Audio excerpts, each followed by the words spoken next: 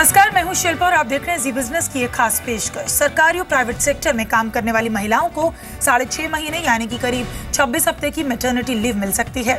Private sector में अभी 3 महीने की मैटरनिटी लीव दी जाती है। सेंट्रल लेबर मिनिस्ट्री ने इसे बढ़ाने का प्रपोजल तैयार किया, लेकिन सवाल ये कि क्या ये प्रपोजल हकीकत का रूप ले पाएगा?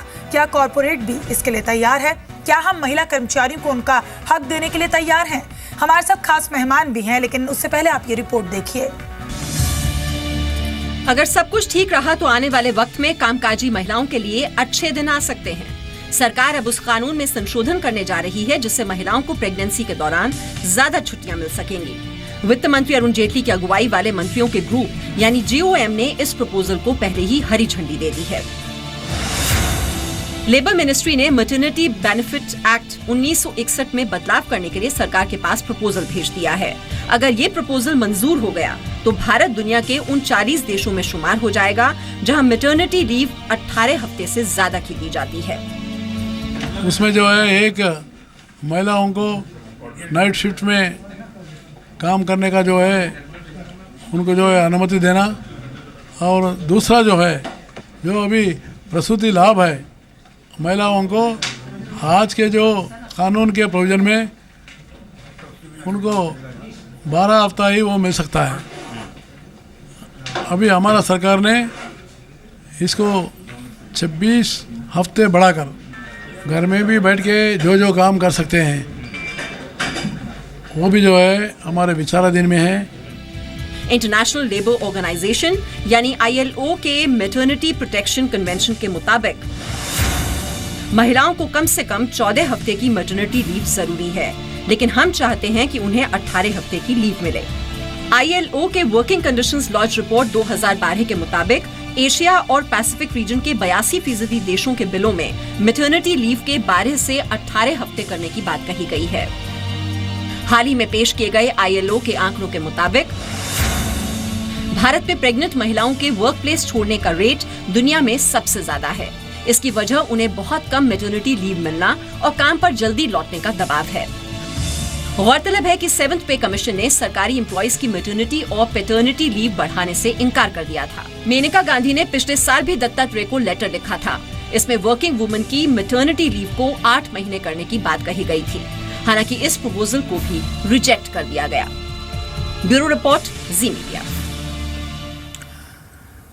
तो चलिए अब हम आपको बताते हैं कि मैटरनिटी लीव और देशों में इसके क्या प्रोविजन है, कितने हफ्ते की लीव वहां पर दी जाती है। तो चलिए सबसे पहले किन देशों में कितनी मैटरनिटी लीव है जानिए। अमेरिका में 12 हफ्ते की मैटरनिटी लीव का प्रावधान है और फ्रांस में 16 हफ्ते की मैटरनिटी लीव दी जाती है। जर्मनी में 14 हफ्ते ही है और पोलैंड में 20 हफ्ते की मैटरनिटी लीव का प्रावधान है। हंगरी में 24 हफ्ते।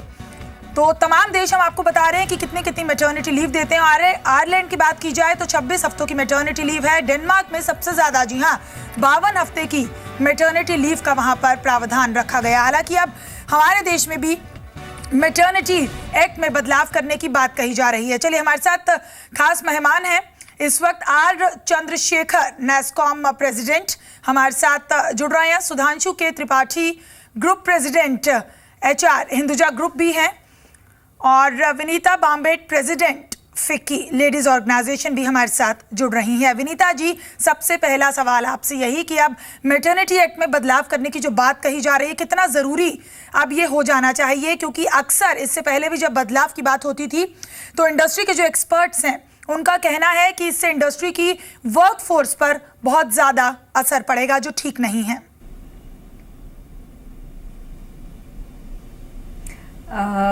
मेरे ख्याल में बदलाव तो बहुत ही ज़रूरी है।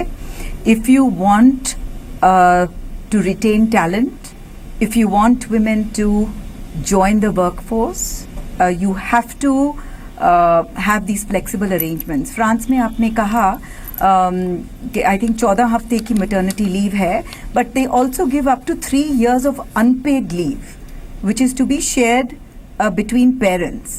And I think as a part for a commitment to an economy that works for everyone, men and women, balancing work and family is extremely important, and 26 weeks is not, I think it's a very reasonable amount of time.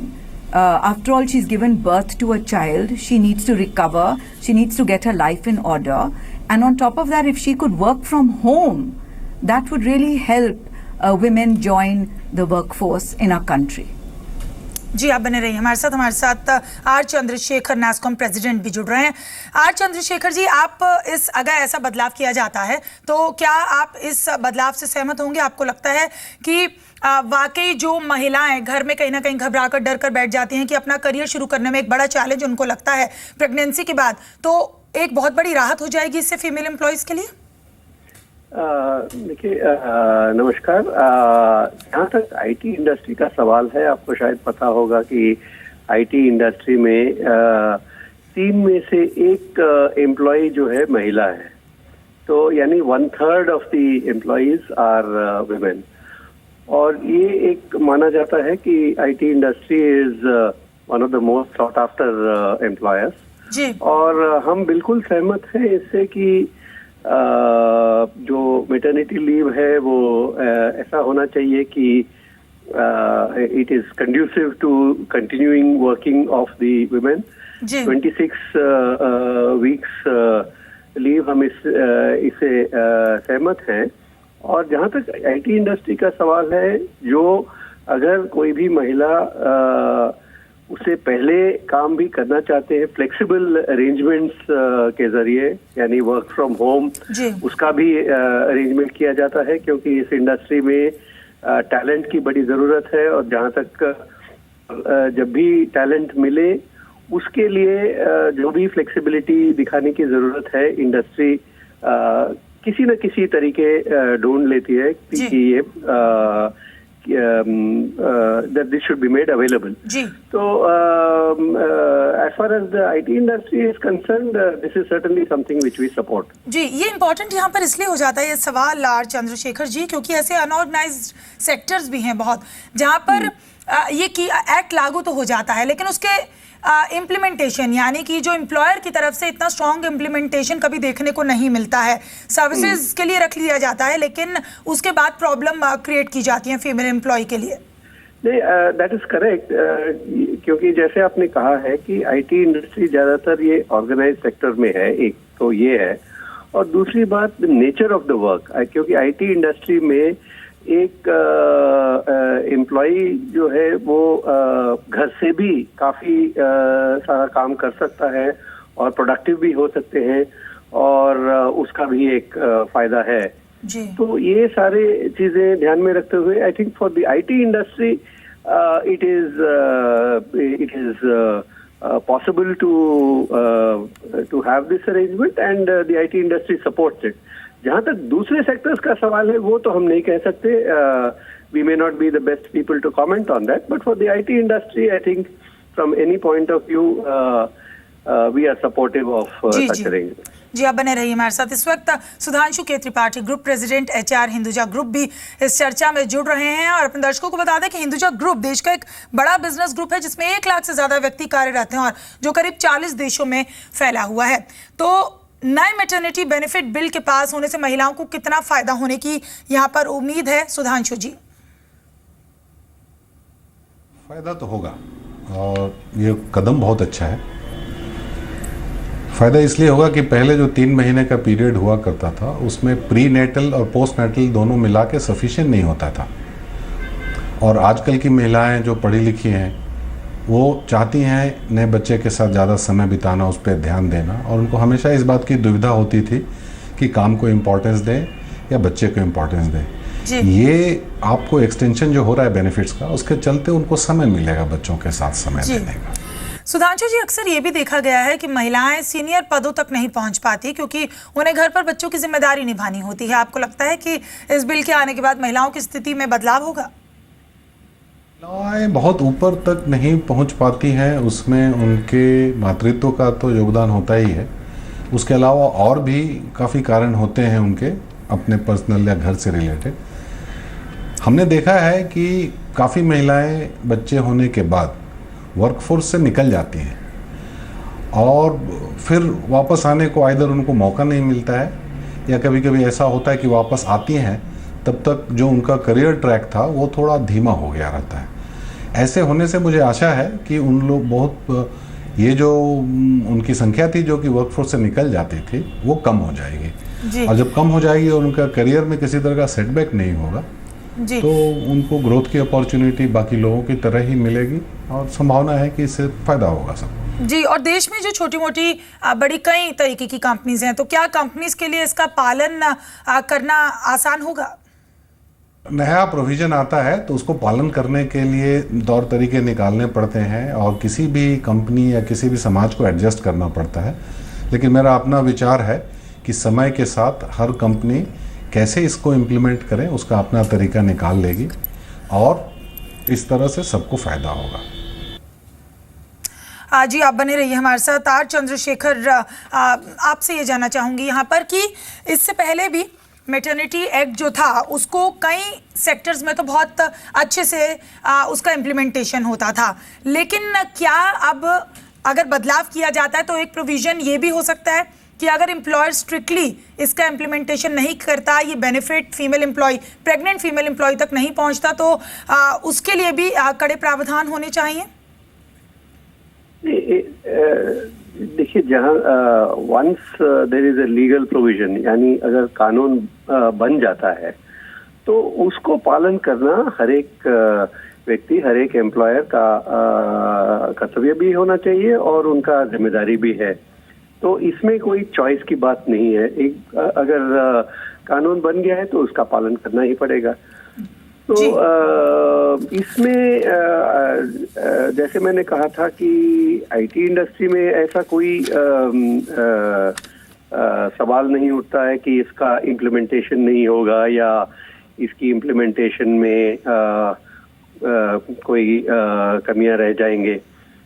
तो मैं समझता हूँ कि implementation में कोई रुकावट या कमी नहीं होगी आईटी इंडस्ट्री में। जी विनीता जी, यहाँ पर इससे पहले भी जब इस मैटरनिटी एक्ट में बदलाव की बात होती थी तो इंडस्ट्रीज़ की तरफ से ये भी कई बार तर्क आए हैं कि जो उनके ऊपर फाइनेंशियल लोड पड़ जाएगा, अगर एक एम्प्लॉय को इतने महीनों की छुट्टी आप दे देंगे तो जो फाइनेंशियल लोड पड़ जाएगा उसको गवर्नमेंट को शेयर करना चाहिए। तो इंडस्ट्री के इस तर्क से आप कितनी सहमत हैं और क्या वाकई इंडस्ट्री के लिए ये इतना आसान हो सकता है?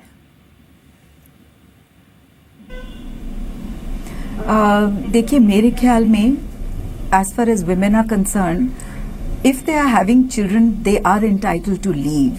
And there's no question of it being a burden कि कंपनी के ऊपर बहुत ही भारी पड़ जाएगा। वैसे भी you can see Tata Group, Deutsche Bank वगैरह, they've already given 26 weeks leave. And if you give them an option of working from home, आजकल रिमोट लिस्टिंग काफ़ी पॉपुलर हो गई है। आई थिंक 2015 में 40,000 companies posted on flexi jobs, 36% increase in remote listing. If that is also given as an option, you might find that the company also benefits and the ladies also can work from home while she's pregnant, while she has a small child. It would be easier और company के ऊपर इतना भार भी नहीं पड़ेगा। So it is definitely something that should be thought about. It's not just IT companies. Healthcare में भी काफ़ी नौकरियां हैं जो घर से करी जा सकती हैं, in information and technology of course. Non-profit companies भी हैं. Education also, certain amount of distance education. The people sit, it's a flexi listing. It can be done from a distance. So ये सब चीज़ें हैं जो हो सकती हैं. It's not. इसके साथ साथ there are a couple of other things. जी हाँ जी, कहिए। जी बताइए, आप अपनी बात पूरी कीजिए। मैं कह रही थी कि it's not just 26 weeks maternity leave, इसके साथ साथ और भी चीज़ें ज़रूरी होंगी। फॉर एग्जांपल, अगर कंपनीज को क्रैशेस मिलें, this is where the government can also help, क्योंकि क्रैशेस बहुत कम हैं और डिमांड बहुत ज़्यादा है क्रैशेस के लिए। That would also help women to come back to work a little quickly. जी विनीता जी, चलिए, कहा तो ये जा रहा है बहुत आसान होगा, इसमें किसी तरीके की कॉर्पोरेट सेक्टर में भी दिक्कत नहीं आएगी, लेकिन सिर्फ कॉर्पोरेट ही क्यों, अक्रॉस द बोर्ड इसको अब होना चाहिए, क्योंकि कई ऐसे सेक्टर्स देखे जाते हैं जहाँ पर फ्लेक्सिबल आवर्स करने की भी गुंजाइश नहीं होती है, वर्क फ्रॉम होम की गुंजाइश भी नहीं होती है। तो ऐसे में एकमात्र विकल्प यही बचता है कि आप अपने बच्चा होने के बाद नौकरी छोड़ दें। जो जिसकी वजह से बहुत सी महिलाओं का करियर जो है पीछे चला जाता है और आगे नहीं बढ़ पाता है। तो इसके जहां पर इम्प्लीमेंटेशन की बात लगातार होती है वो शायद इसी वजह से होती है क्योंकि वहां पर एम्प्लॉयर या कंपनी ठीक तरीके से फॉलो नहीं करते हैं।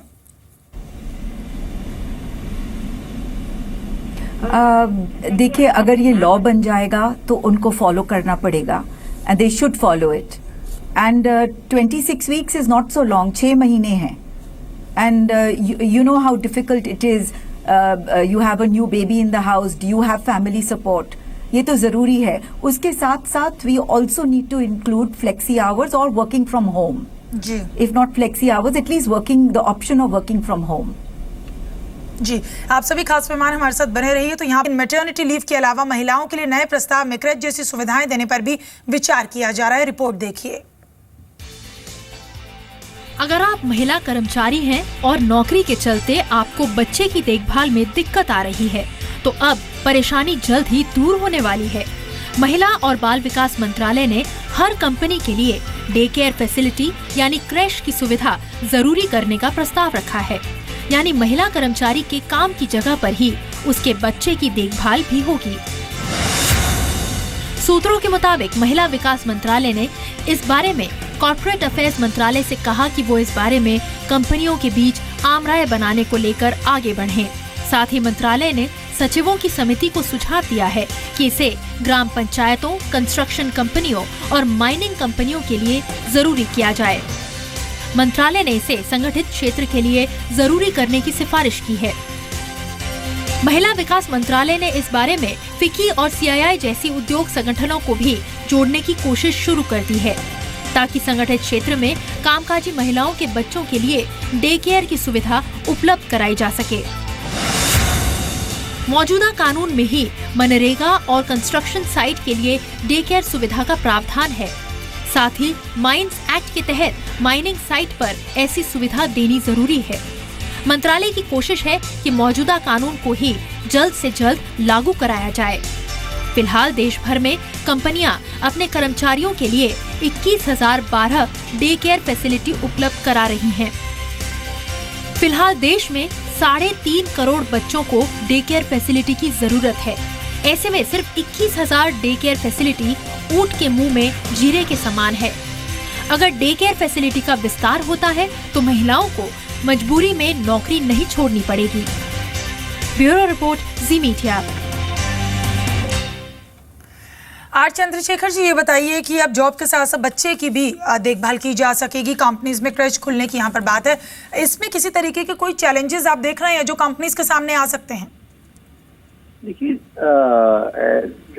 आईटी इंडस्ट्री में ऑलरेडी कई कंपनीज में ये 26 हफ्ते की मैटरनिटी लीव लागू है।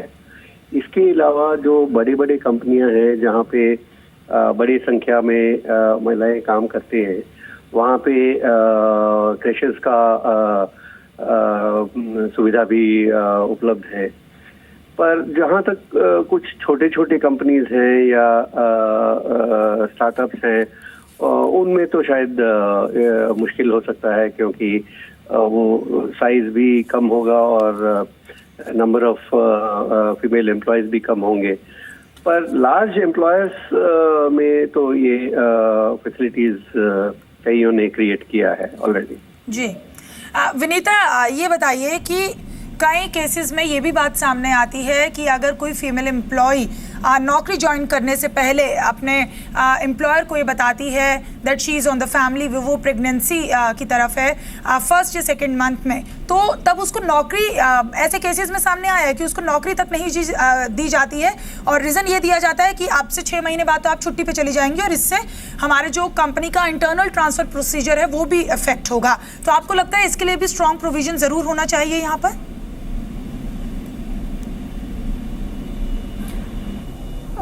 This actually depends case to case also, but I mean from an employer's point of view, of course, अगर कोई भी महिला जो family way में हो और anybody else अगर कोई कहे कि मैं 5-6 महीने के बाद I need to go on long leave for any other reason, it's a very difficult situation.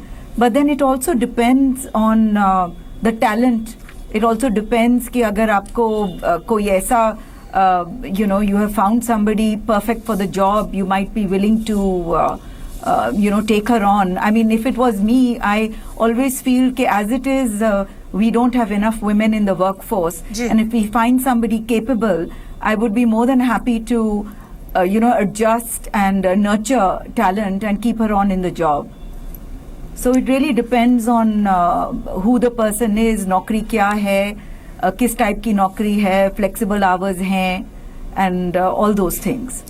जी, बहुत शुक्रिया आप सभी खास मेहमानों का इस चर्चा में हमारे साथ जुड़ने के लिए। तो 12 से 26 हफ्ते पर अभी तो फिलहाल विचार किया जा रहा है मैटरनिटी एक्ट में बदलाव के लिए। कुछ सेक्टर्स में तो है, जैसे कि एक्सपर्ट्स बता रहे थे, कुछ सेक्टर्स में है, लेकिन अक्रॉस द बोर्ड अगर इसे शामिल किया जाता है तो हर महिला कर्मचारी शायद अब वो ये नहीं सोचेगी कि उसके करियर में ब्रेक लगेगा। तो फिलहाल इस खास पेशकश में इतना ही, दीजिए इजाजत, नमस्कार।